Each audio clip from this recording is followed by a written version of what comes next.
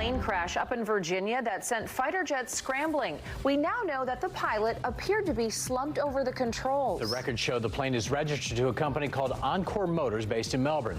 John and Barbara Rumpel are the owners of that business.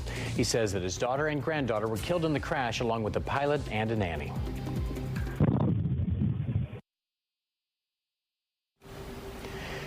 The private jet took off from Tennessee yesterday afternoon and was heading to an airport in New York.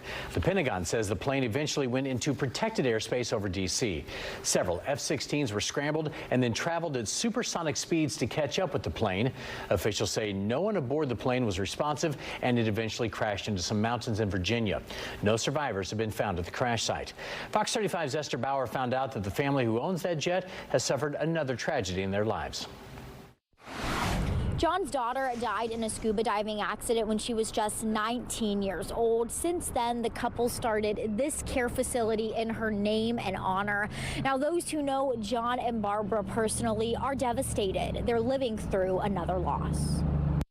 The entirety of the shooting community and beyond have heartfelt condolences for them. I mean, I can't even imagine getting that phone call in the middle of the night to tell you that your family is dead. Shock and sadness are setting in for Catherine Barney. She knows John and Barbara through the NRA, an organization they champion.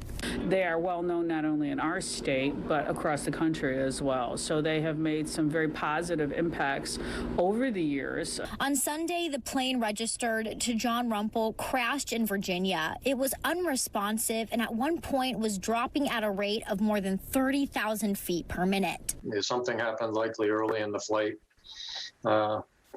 to render the people incapacitated. The investigation is just beginning, but aviation experts say pressurization issues could be to blame, and the crash has similar characteristics to another Central Florida tragedy. Every several years, it seems something like this does happen.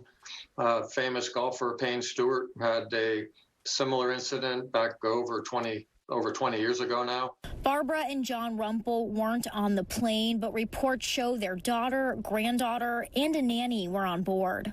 It's not the natural course of life to bury your children. Your children bury you.